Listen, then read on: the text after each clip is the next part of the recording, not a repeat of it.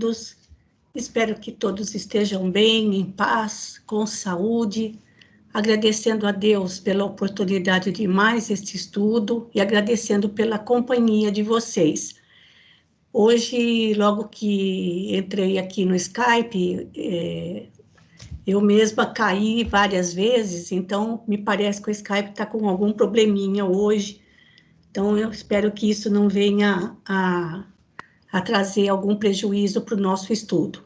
Hoje é o nosso 6º estudo do livro Paulo Estevão, e para iniciar as atividades desta noite, a prece de abertura fica por conta da Celina. Pode ser, Celina, fazer um favor? Sim, claro. Boa noite a todos.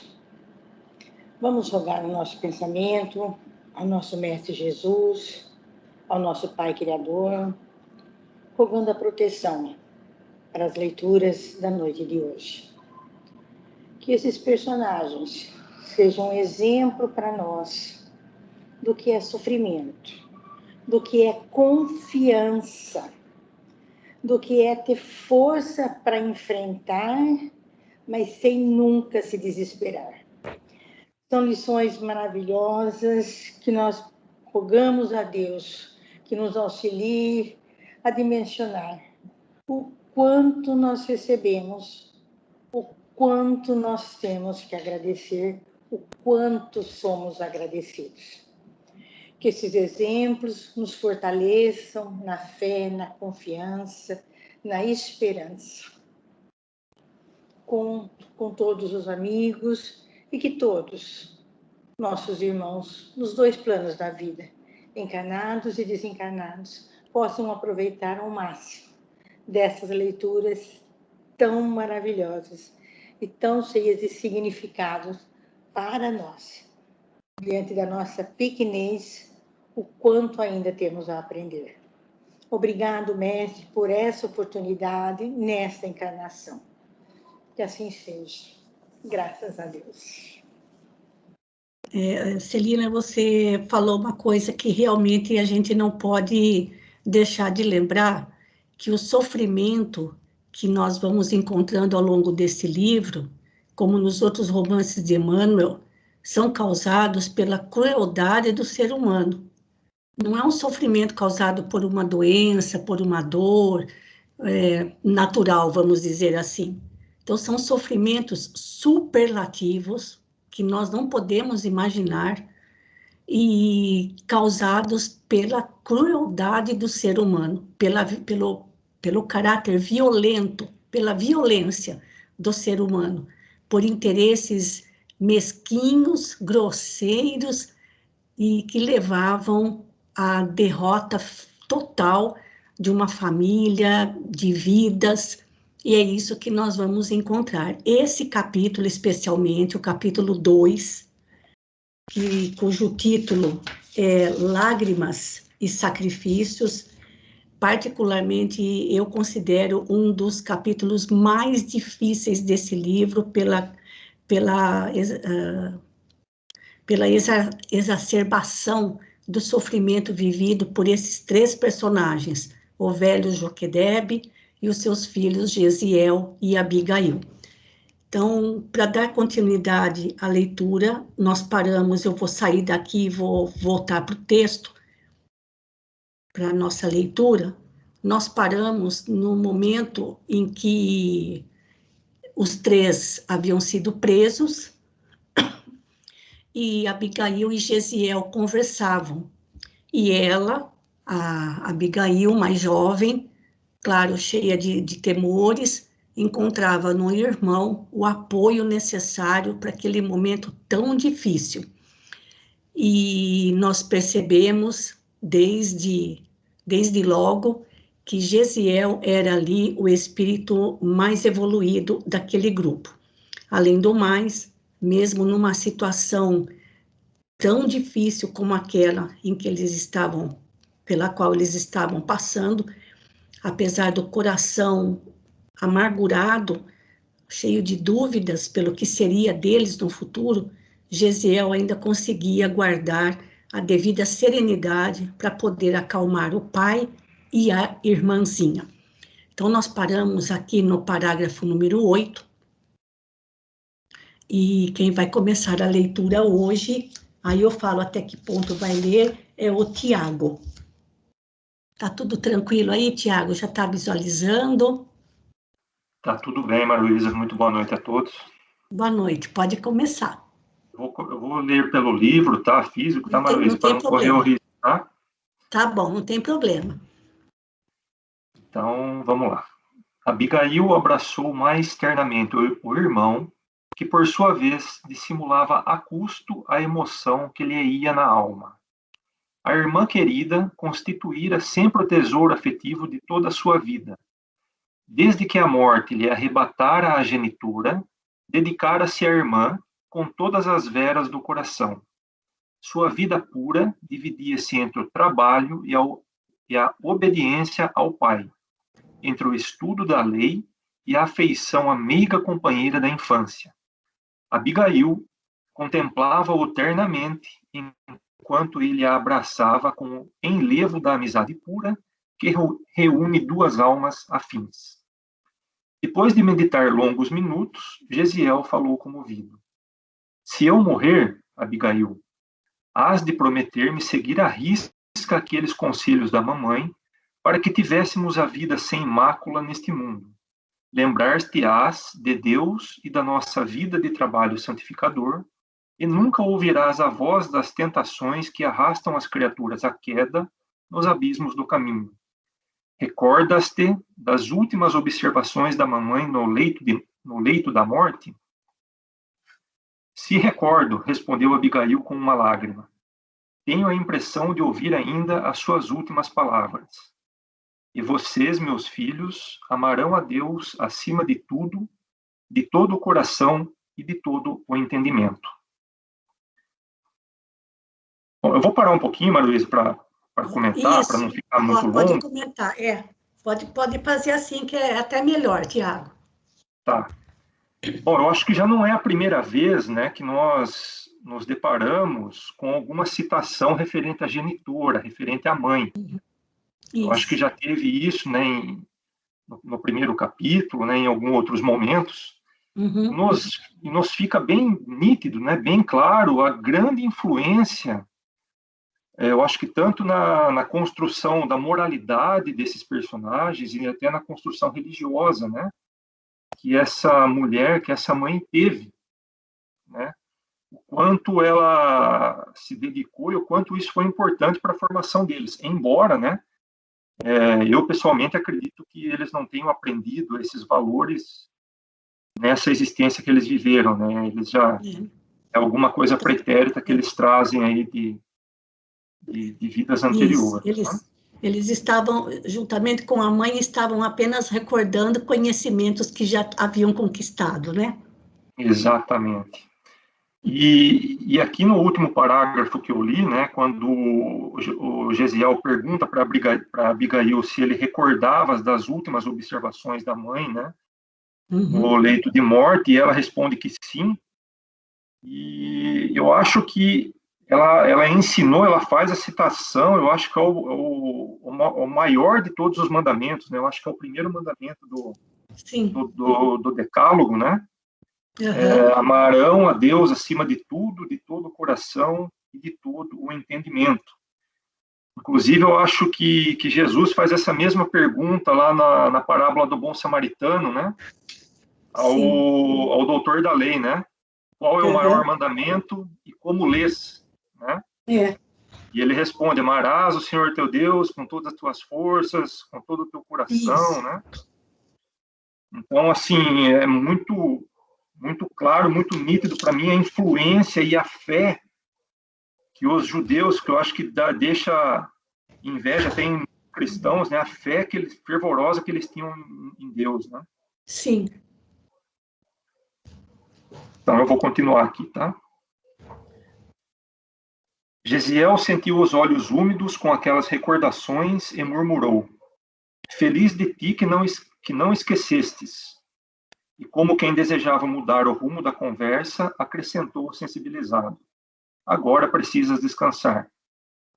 Embora ela se recusasse ao repouso, tomou-lhe o manto pobre, improvisou um leito à luz baça do luar que penetrava pelas grades, e, osculando-lhe a fronte com indizível ternura, advertiu afetuosamente: descansa, não te impressiones com a situação, nosso destino pertence a Deus.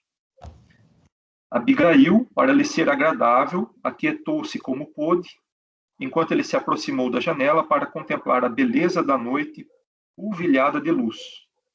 Seu coração moço atufava-se de angustiosas cogitações. Agora que o pai e a irmãzinha repousavam na sombra, dando curso às ideias profundas que lhe empolgavam o espírito generoso, buscava ansiosamente uma resposta às interrogações e mandava às estrelas distantes. Esperava, com sinceridade e confiança no seu Deus de sabedoria e misericórdia, que os pais lhe deram a conhecer. A seus olhos, o Todo-Poderoso sempre fora infinitamente justo e bom. Ele, que esclarecera o genitor e consolara a irmãzinha, perguntava também, por sua vez, dentro de si, o porquê das suas provas dolorosas. Então, aqui, né, a gente também começa a perceber que ele próprio, ele em si, embora toda a fortaleza, toda a fé, né, toda a esperança que ele tinha em Deus, ele mesmo se interrogava, né, o porquê daquela situação. Sim. E que eles estavam passando, embora ele não deixasse transparecer isso nem para a irmã e nem para o pai. Né? É. No fundo da sua alma, ele também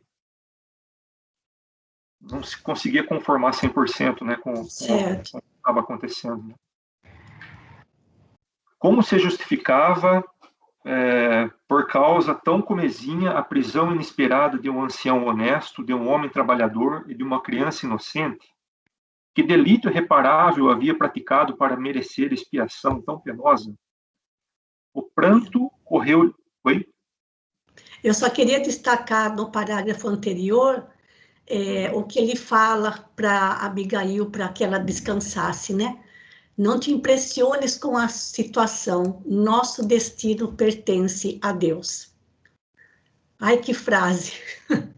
Né? Imagina uma situação tão difícil como aquela, ainda tentando consolar a irmãzinha do coração com essas palavras: nosso destino pertence a Deus. Então vejam que no meio desse drama, quantos ensinamentos nós também vamos encontrando no meio da narrativa, né? Então, para quem está acompanhando aí com o livro e lápis na mão, pode grifar essa frase, porque ela merece um destaque muito especial. Pode continuar, Tiago, aqui no parágrafo seguinte. O pranto correu-lhe copioso ao relembrar a humilhação da irmã, mas também não procurou enxugar as lágrimas que inundavam o rosto, de maneira a escondê-las de Abigail, que talvez o observasse na sombra. Rememorava um a um todos os ensinamentos dos escritos sagrados. As lições dos profetas consolavam-lhe a alma ansiosa. Entretanto, vagava-lhe no coração uma saudade infinita. Lembrava-se do carinho materno que a morte lhe arrebatara. Se presente aquele transe, a mãe saberia como confortá-los. Quando criança, nas suas pequenas contrariedades, ela ensinava que, em tudo, Deus era bom e misericordioso, que nas enfermidades corrigia o corpo e nas angústias da alma esclarecia e iluminava o coração. No desfile das reminiscências, considerava igualmente que ela sempre o incitara à coragem e à alegria, fazendo-lhe sentir que a criatura convicta da paternidade divina anda no mundo fortalecida e feliz. Aqui uma lição extraordinária, né? Meu Deus do céu, não... Fica difícil até de comentar alguma coisa, as palavras falam por si mesmas, né? Pode grifar, olha, quem tem o livro, gente, olha isso daqui, olha esse pedacinho aqui. Deus, aliás, um outro pedaço também fala que a mãe ensinava que Deus era justo e bom. Né? Então, aqui fala que é bom e misericordioso. Nas enfermidades corrigia o corpo, nas angústias da alma esclarecia e iluminava o coração. E, olha, e essa daqui, né?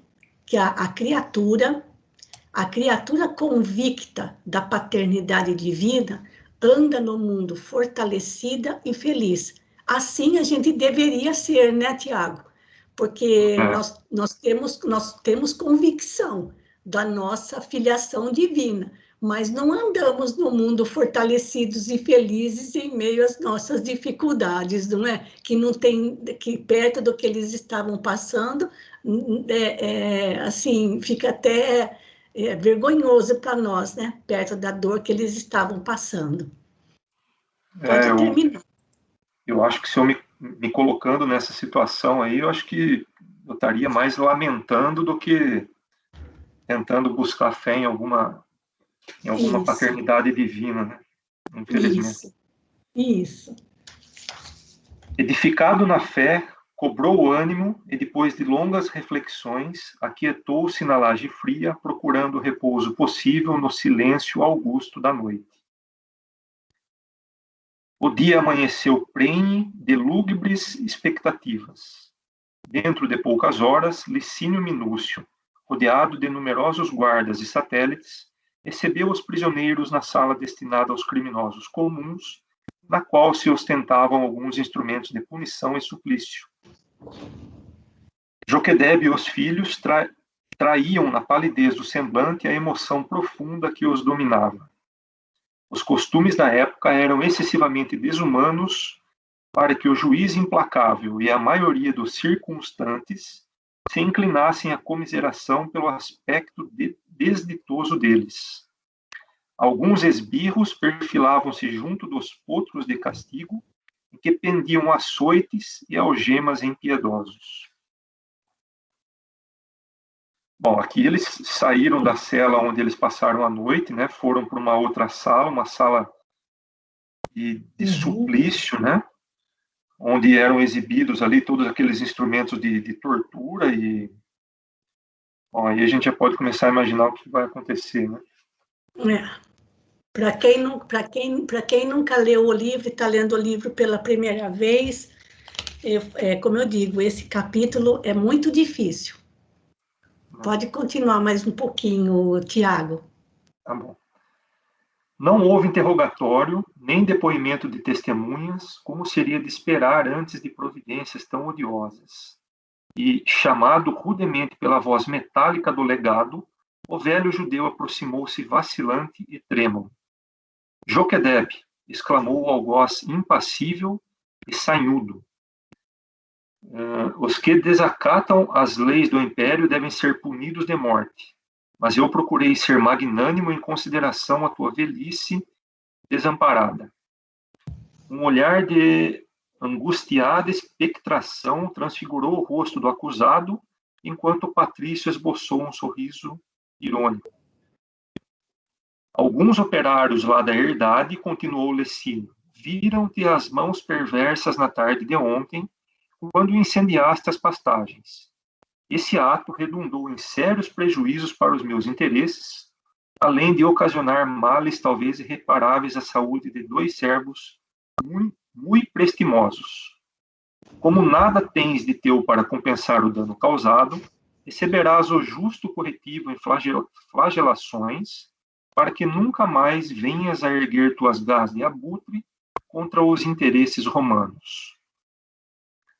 Sob o olhar angustiado e lacrimoso dos filhos, o velho israelita ajoelhou-se e murmurou: Senhor, por piedade. Piedade? Berrou Minúcio com rispidez. Cometes um crime e implora favores? Bem se diz que tua raça se compõe de vermes asquerosos e desprezíveis. E, designando o tronco, disse friamente a um dos sequazes. Não sei se é assim que fala, né? Essênio, havia-te, vergasta-o 20 vezes. Ante a muda aflição dos jovens, o respeitável ancião foi solidamente algemado. O castigo ia começar quando Gesiel, rompendo a expectativa geral, aproximou-se da mesa e falou com humildade. Questor ilustríssimo, perdoai minha covardia de haver calado até agora. Asseguro-vos, porém, que meu pai está sendo acusado injustamente. Fui eu quem incendiou os terrenos de vossa propriedade, perturbado pela sentença de confisco exarada contra nós. Dignai-vos, pois, libertá-lo e dar-me a minha merecida punição. Aceitá-lo-ei de bom grado. Bom, aqui o Licínio Minúcio, né, sentenciou o velho Joquedebe, né? Ele foi até meio irônico, falou que ia poupar a vida dele, mas, no entanto, ele ia para o açoite, né? Talvez, acho que 20 chicotadas, eu acredito que seja isso, né? Uhum. E nesse instante, quando o Gesiel percebeu que não ia ter outra alternativa, não ia ter outra saída, que o pai dele ia ser realmente castigado, ele tomou a palavra, né, entrou na cena, naquela cena de crime, e se acusou, embora ele sendo totalmente isento de culpa, ele se acusou em lugar do pai, né? Sim, exato. Então vamos terminar esse aí. Tá.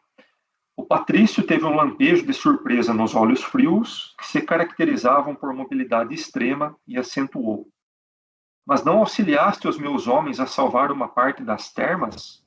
Não fostes o primeiro a medicar o filho? Assim fiz, levado pelo remorso, ilustríssimo, retrucou o rapaz, ansioso por isentar o pai do suplício iminente. Quando vi a extensão do fogo comunicando-se às árvores, temi as consequências do ato praticado, mas agora confesso ter sido o seu autor. Nesse inteirim, receoso pela sorte do filho, Joquedebe exclamou, intimamente atormentado: Gesiel, não te inculpes por uma falta que não cometestes. Mas, pontilhando as palavras com extrema ironia, o legado replicou, dirigindo-se ao moço hebreu: Está bem, poupei-te até agora, baseado nas falsas informações que me deram a teu respeito. Contudo, terás também o teu quinhão de disciplina indispensável. Teu pai pagará pelo crime em que foi visto de maneira inegável, e tu pagarás pelo que confessaste espontaneamente. Então, infelizmente, né, ele teve essa iniciativa com a intenção de libertar o pai e sofrer as consequências no lugar dele. Ao invés disso, o pai sofreria, né, as consequências, não ia ter como, e ao invés disso ele também ia sofrer algum martírio, né? Sim. Então os dois acabaram sendo aí, de certo modo, condenados, né? Uhum. Colhido de surpresa pela decisão que não esperava, Gesiel foi conduzido ao poste de tortura em frente da angústia paterna. Ao seu lado, postou-se o companheiro de Pessênio, que o atuou sem piedade aos elos de bronze, e as primeiras vergastadas começaram a lamber-lhe o dorso, impiedosas e sôcronas, 1, 2, 3, e assim sucessivamente. Joquedebe revelava profunda debilidade, vendo-se-lhe o peito a arfar penosamente, ao passo que o filho demonstrava tolerar o suplício com heroísmo e nobre serenidade. Ambos de olhos fixos em Abigail, que os contemplava excessivamente pálida, entremostrando nas lágrimas ardentes que derramava o cruciante martírio do seu espírito afetuoso. Isso, até aí, Tiago, assim fica meia hora para você e meia hora para Celina. Mas pode fazer mais seus comentários e se alguém mais quiser aproveitar mais esses 5 minutinhos seus aí. Aqui é uma situação lamentável, né, Maruísa? Assim,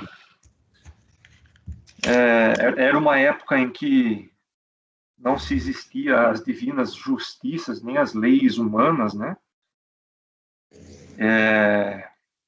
Os romanos aí abusavam das suas autoridades e eles próprios faziam as suas próprias leis como bem entendiam, né? Os dois jovens eram completamente isentos de culpa. Joquedebe, não que ele era culpado, né? Mas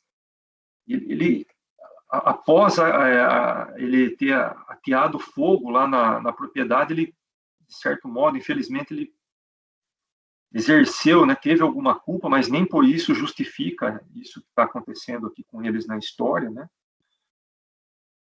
Então, só dá para imaginar que eles estão resgatando, né, algum males aí do passado, né, se é que espíritos tão avançados assim tinham algum mal a ser resgatado, mas Exato.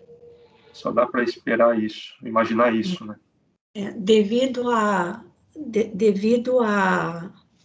assim, a extensão, né, de todas essas ações, eu às vezes fico pensando, sabe, Tiago, que o resultado dessas ações, não para Gesiel, para Abigail, para os espíritos jamais evoluídos, mas para quem praticou esses atos, ainda 2000 anos depois, ainda devem estar colhendo os frutos dessas ações, porque era muita crueldade, né? Sim. Então, muita coisa que está acontecendo, que acontece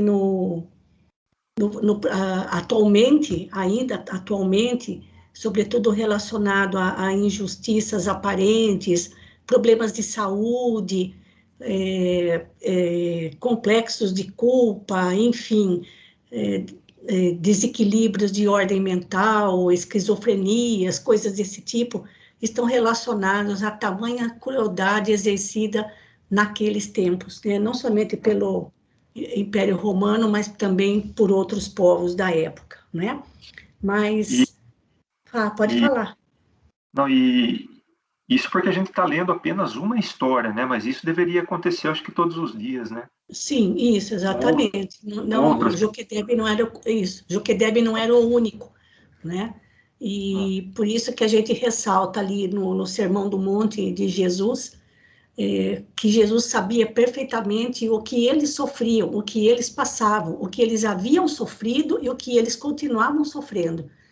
Então, por isso ali o Sermão do Monte no Evangelho de Mateus, capítulo 5, 6 e 7, a gente vê ali o extremo amor de Jesus, assim, para consolar aqueles corações, para que não complicassem ainda mais os seus destinos, guardando sentimentos de vingança no coração.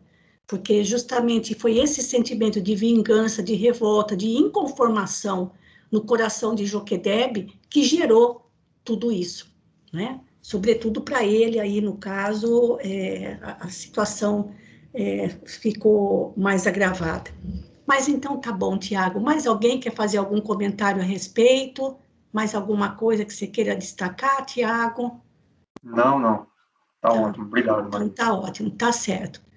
E vejam bem ali, gente, a situação de Abigail, uma jovem ainda, ela, a única mulher numa sala de tortura, em meio a homens que eram verdadeiros brutamontes, assistindo ao suplício do pai e do irmão, né? Enfim, mas outra coisa interessante é que quando Joquedebe, aliás, quando Gesiel disse que havia sido ele o que tinha cometido e depois se arrependeu, o Licínio achou estranho, porque ele falou assim, mas as informações que eu tinha a seu respeito eram outras, como que dizendo, o que Licínio sabia de Gesiel, que ele era um bom moço, né? Então ele achou estranha aquela versão que Gesiel deu de que havia sido ele o provocador de todo aquele incêndio, né? Então vamos adiante. Celina, por favor, bem. A punição terrível ia quase a meio quando um mensageiro entrou no recinto e, em voz alta, anunciou ao legado em tom solene: Ilustríssimo, portadores de vossa casa participam que o servo, o filho, acaba de falecer. O cruel patrício franziu o sobrolho, como costumava fazer nos momentos de explosão colérica. Sentimentos rancorosos lhe afloraram a face, que a perversidade do egoísmo exacerbado vincara de traços indeléveis. Era o melhor dos meus homens, bradou. Esses judeus malditos pagarão muito caro esta afronta. Filócrates aplica-lhe mais 20 vergastadas e, em seguida, leva-o à prisão, de onde deverá seguir para o cativeiro nas galeras. Entre as pobres vítimas e a jovem aflita, trocou-se um olhar de significação intraduzível. Aquele cativeiro era a ruína e a morte, e ainda não se haviam recobrado da cruel surpresa, quando o juiz inexorável prosseguiu. Quanto a ti, Pescenio, renova a tarefa. Esse velho criminoso e sem escrúpulos pagará a morte de meu fiel servidor. Golpeia-lhe as mãos e os pés, até que fique impossibilitado de caminhar e praticar o mal. Pessoal, veja a situação para Abigail, para o Gesiel ouvir isso para o próprio pai, sendo que ele fez, né, para poupá-lo, né, ouvir essa sentença. Ante a sentença iníqua, Abigail caiu de joelhos em preces ardentes. Do peito do irmão escapavam fundos suspiros, nevoando-se-lhe os olhos de lágrimas dolorosas, ao conjecturar a inexorável desdita da irmãzinha, enquanto o pai lhes buscava ansiosamente o olhar, receoso da hora extrema. As vergastadas continuavam sem trégua, mas, de uma feita, Pescenio não conseguira equilibrar-se, e a aguçada ponta de bronze do açoite lanhou fundo a garganta do pobre israelita, jorrando sangue em borbotões. Os filhos compreenderam a gravidade da situação e entreolharam ansiosos. Em preces de sublimado fervor, Abigail dirigia-se a Deus, aquele Deus terno e amoroso, que sua mãe lhe ensinara a adorar. Filócrates concluíra a sua empreitada. A fronte de Gesiel erguia-se a custo, exibindo pastoso suor tisnado de sangue. Os olhos fixavam-se na irmã muito amada, mas em todo o seu aspecto deixava transparecer profunda fraqueza, que lhe anulara as últimas resistências. Incapaz de definir os próprios pensamentos, Abigail repartia sua atenção angustiada com o pai e o irmão. Todavia, em breves instantes, ao fluxo incessante do sangue que corria abundante, Joquebed deixou pender para sempre a cabeça alvejada de cabelos brancos. O sangue alagara as vestes e empastava-se-lhe nos pés. Sob o olhar cruel do legado, ninguém ousou articular palavra. Apenas o açoite, cortando o ambiente morno da sala, quebrava o silêncio num silvo singular. Mas notaram que do peito da vítima ainda se escapavam palavras confusas, das quais sobressaíam as carinhosas expressões: meus filhos, meus queridos filhos. A jovem talvez não pudesse compreender que chegara o momento decisivo, mas Gesiel, não obstante o terrível sofrimento daquela hora, tudo compreendeu e, num esforço profundo, gritou para a irmã: Abigail, papai está expirando. Tem coragem, confia. Não posso acompanhar-te na oração, mas faz por todos nós a prece dos aflitos. Dando mostras de fé invejável em tão amarguradas circunstâncias, a jovem, de joelhos, fixou longamente o velho pai, cujo peito já não arfava. Depois, erguendo os olhos ao alto, começou a cantar com voz trêmula, porém harmoniosa e cristalina. Senhor Deus, Pai dos que choram, dos tristes, dos oprimidos, fortaleza dos vencidos, consolo de toda dor. Embora a miséria amarga dos prantos de nosso erro, deste mundo de desterro, clamamos por vosso amor. Nas aflições do caminho, na noite mais tormentosa, vossa fonte generosa é o bem que não secará. Sois, em tudo, a luz eterna, da alegria e da bonança, nossa porta de esperança, que nunca se fechará. Quiser fazer algum comentário? Gente do céu! Vamos imaginar, vamos pensar, vamos fazer a imagem da situação da moça, da filha, ver o irmão querido, adorado, e do pai. Do pai sendo aos golfos de sangue, olhando para ela, o irmão, o amor da vida dela, o irmão, pedindo para ela cantar. Que espíritos evoluídos, gente.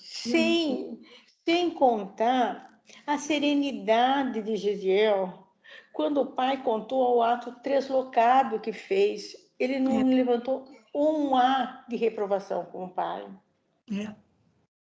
A serenidade com que ele aguentou a sentença, está aguentando o suplício. Quantas lições, quanto aprendizado para nós, gente. Nós não passamos mais nem perto desse sofrimento, dessa situação, desse quadro. A gente já se desespera, já chora, meu Deus, quanto.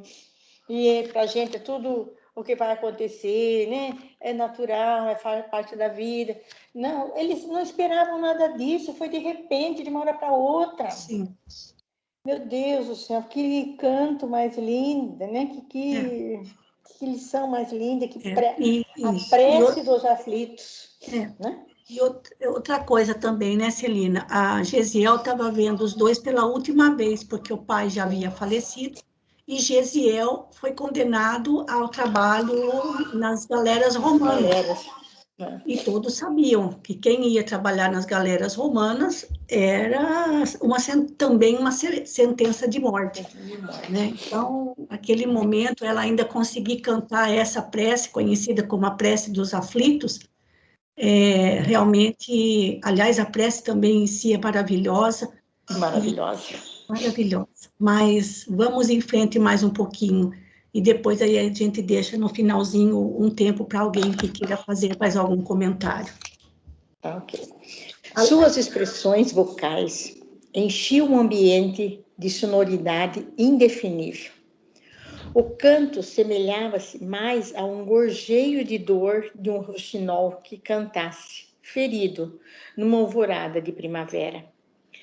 Tão grande, tão sincera se lhe revelara a fé no Todo-Poderoso, que sua atitude geral era a de uma filha carinhosa e obediente, comunicando-se com o pai silencioso e invisível.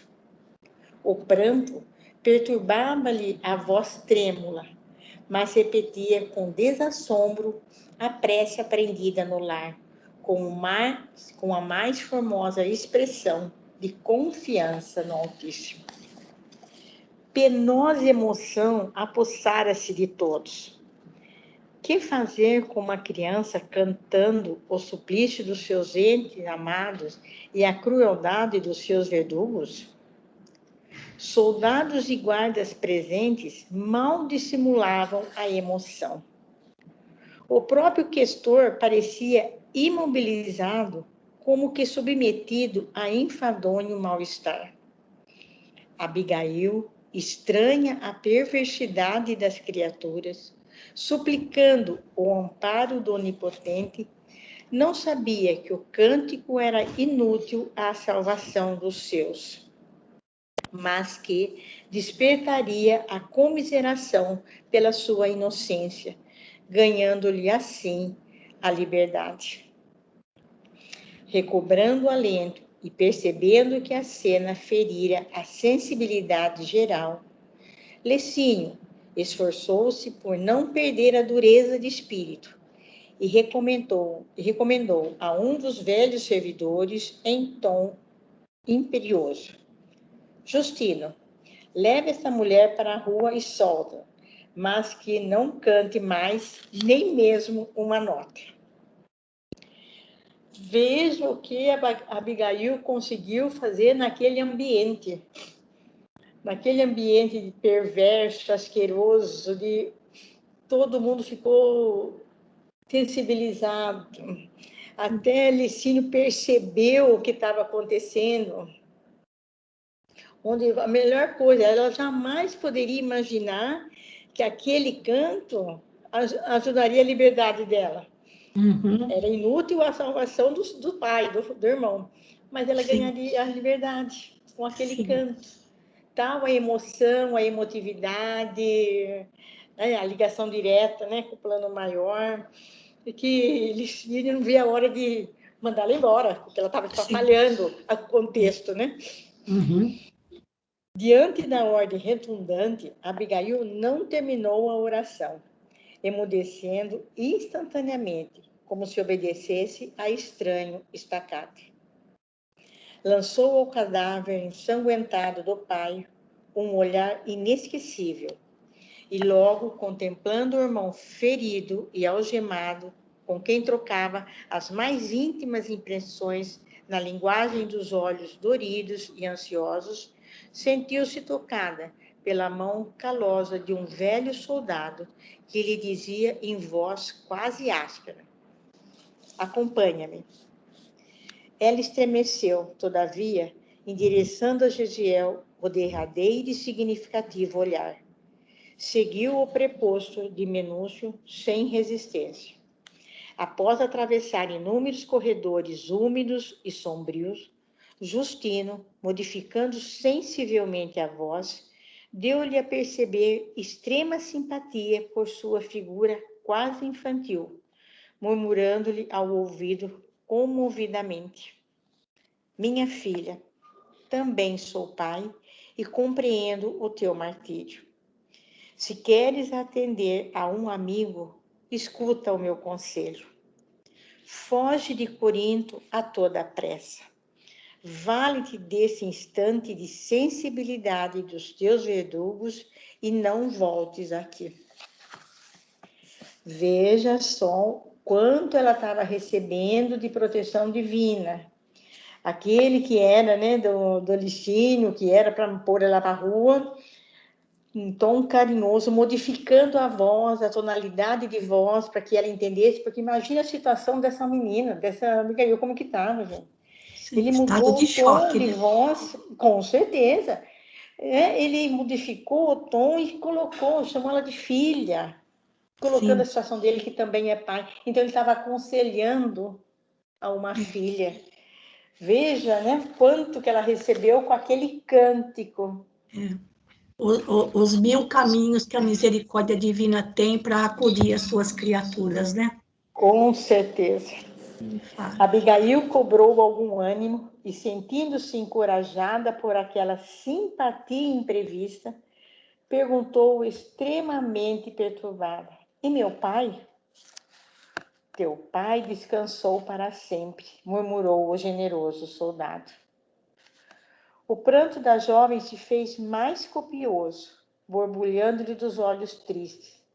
Todavia, ansiosa por defender-se contra a perspectiva de solidão, murmurou ainda: mas, e meu irmão?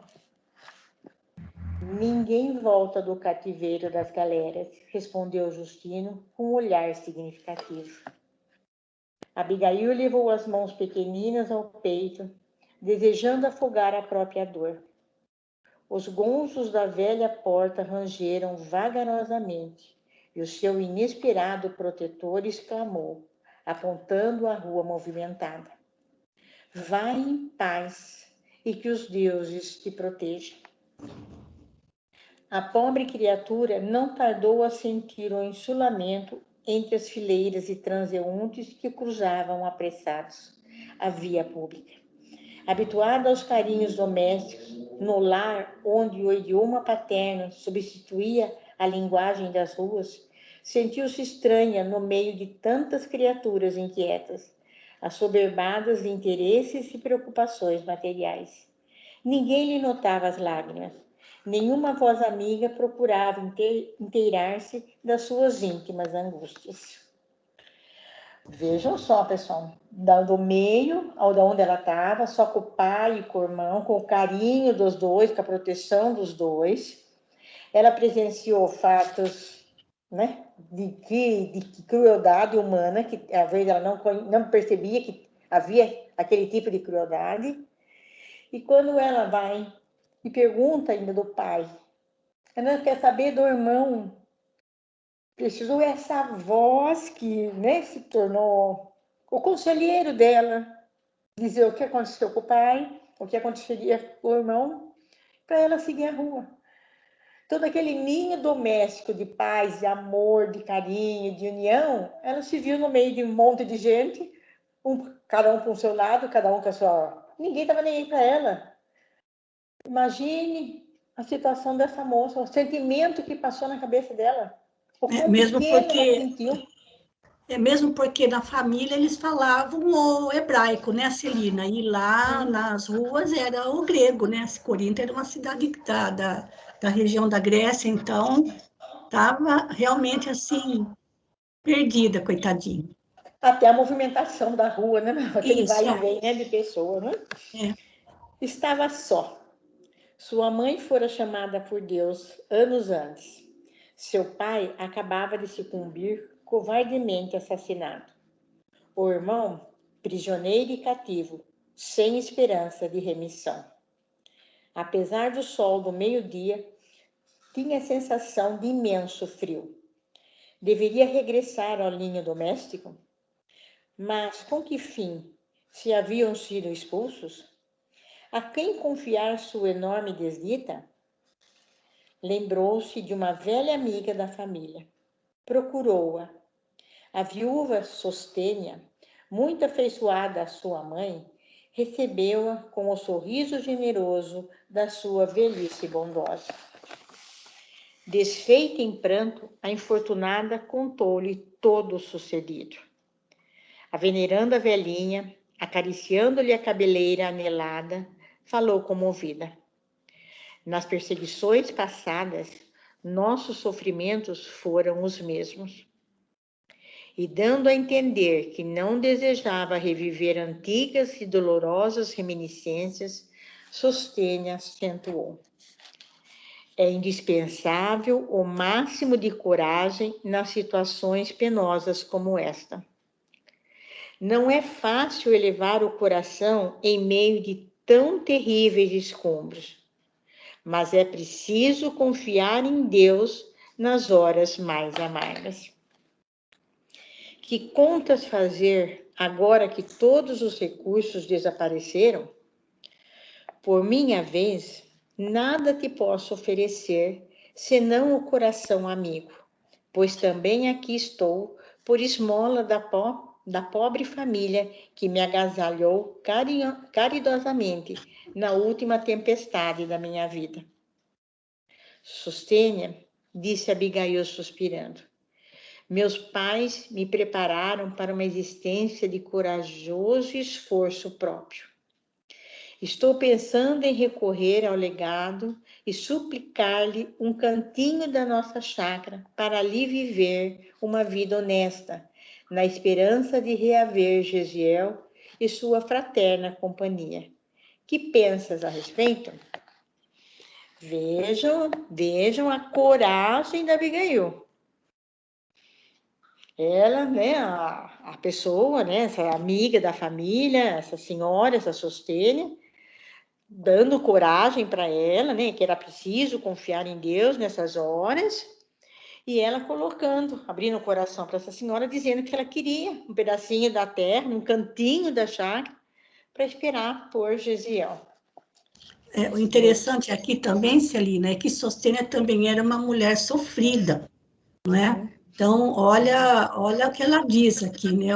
Não é fácil elevar o coração em meio de tão terríveis descontos, mas é preciso confiar em Deus nas horas mais Mais amargas. amargas. Né? Não Então, é? olha, grifem essas frases, porque, como eu falei, no meio da história vão aparecendo ensinamentos valiosos para todos nós. E a Sostênia mostra aqui também que é uma pessoa muito sofrida, que também vive da caridade alheia, né? Então, vamos terminar esse pedacinho aqui.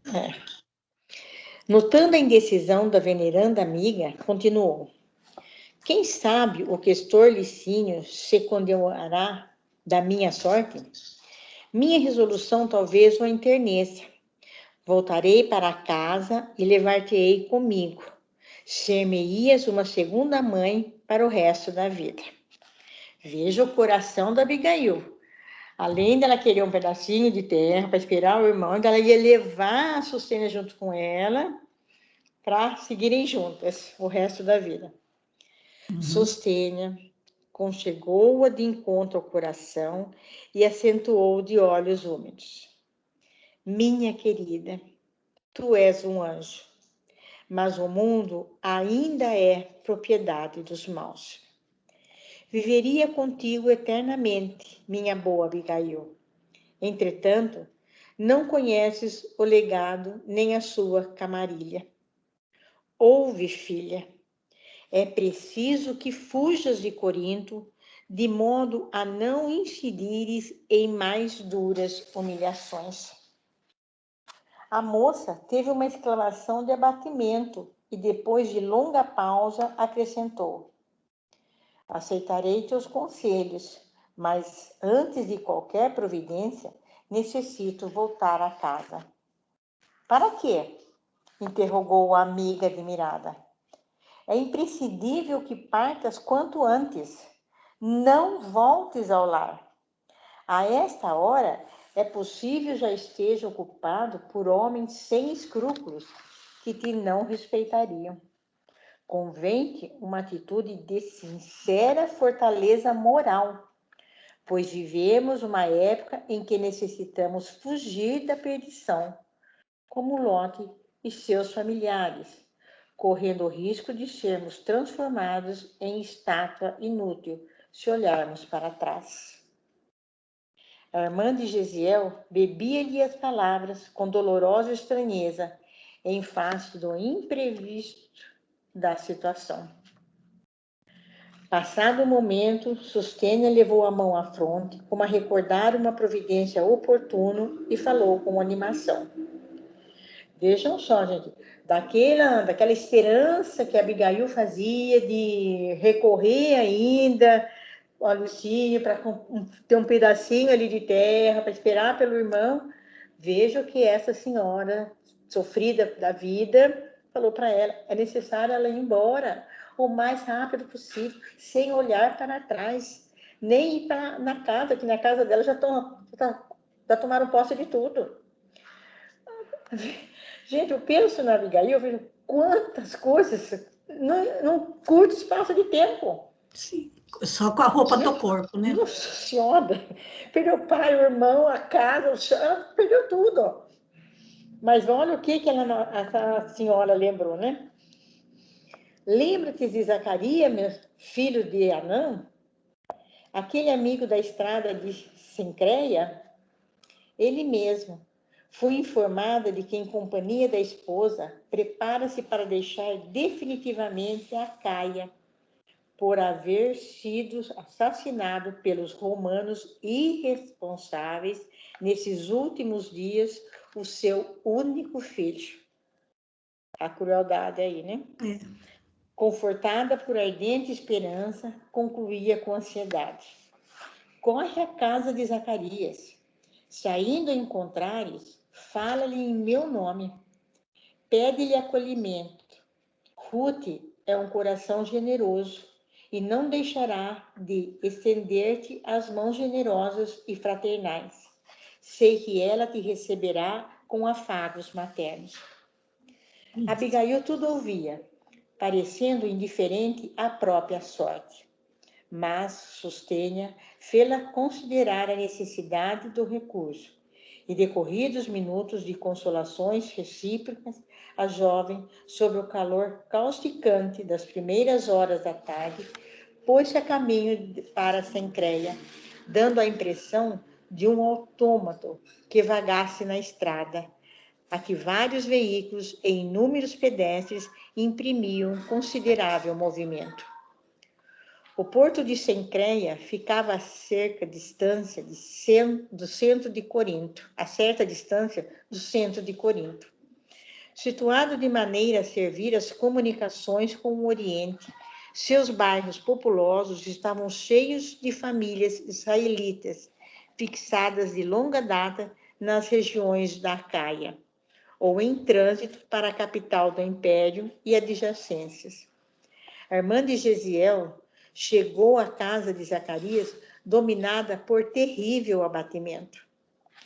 Aliado à vigília da última noite e às angústias do dia, penoso cansaço físico lhe agravava os desalentos.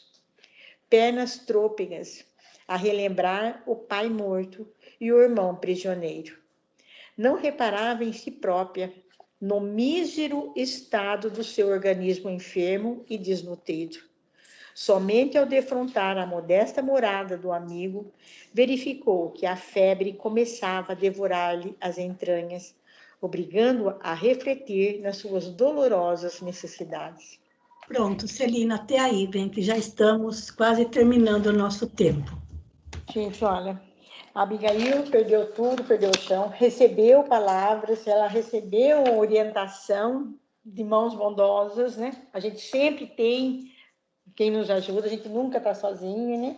E ela chega em estado lastimável, mas ela chega até a casa onde será abrigada.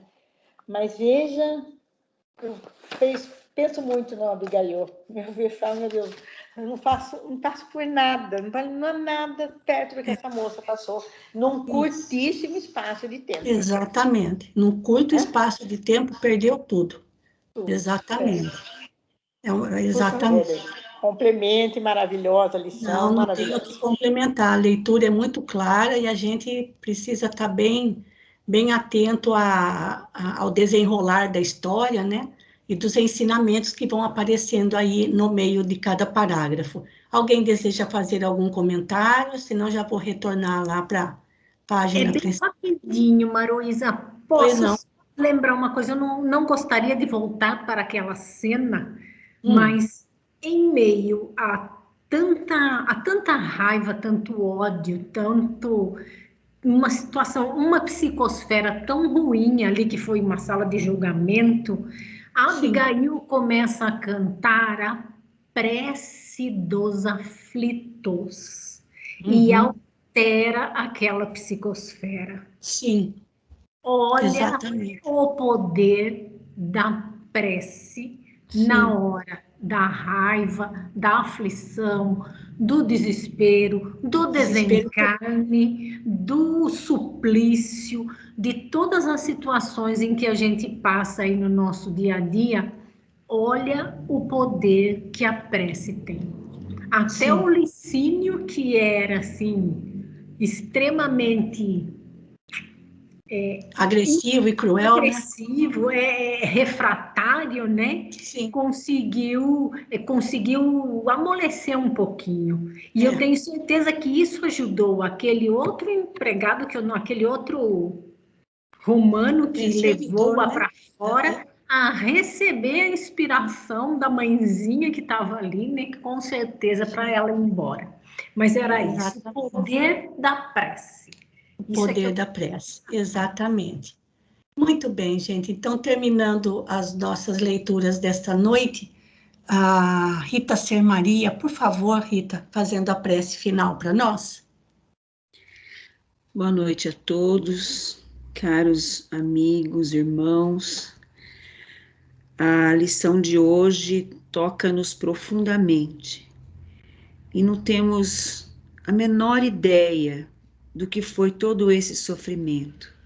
Pelo menos não temos lembrança, né, de tudo o que a gente já pode ter passado, mas com a graça de Deus, com a graça divina, nós temos o esquecimento de tudo que já passamos, mas que as lições de hoje, o aprendizado de hoje, os sofrimentos, as angústias, sirvam-nos, Senhor, para refletirmos o quanto já pudemos ser, já fomos, né, cruéis, injustos, e que possamos, Pai, não permitir mais que essa crueldade faça parte da nossa vida, dos nossos dia a dia, do dia a dia dos nossos irmãos, e que possamos, Senhor, agradecer imensamente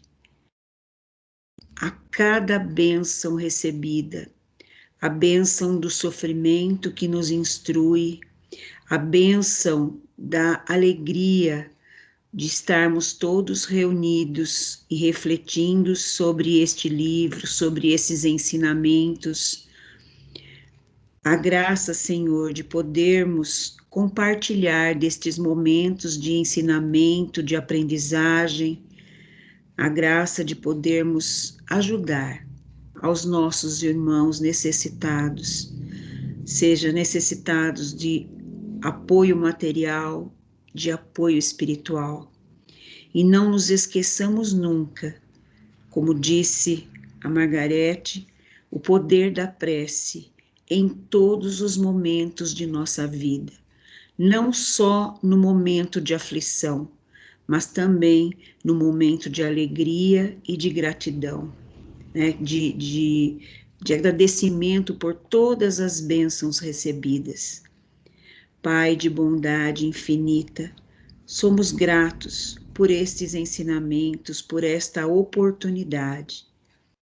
Que esta noite, ao deitarmos para descansar, que possamos refletir no quanto estamos aprendendo com este livro, Senhor, por esses ensinamentos. Obrigada por mais uma vez por esta oportunidade. Que Deus, na sua infinita bondade e misericórdia, abençoe a cada um de nós, encarnados e desencarnados, que estamos aproveitando esta oportunidade de aprendizado. Boa noite a todos, fiquemos com Deus, que assim seja. Queridos amigos, uma boa noite a todos, um bom descanso, agradecendo pela companhia de vocês, e vamos em frente. Eu vou colocar depois no YouTube para vocês, porque essa prece dos aflitos, ela tem cantada, ela é interpretada em música. Eu vou procurar um vídeo bem bacana, para que a gente não esqueça dessa prece dos aflitos, que podemos fazer nós mesmos nos nossos momentos de aflição.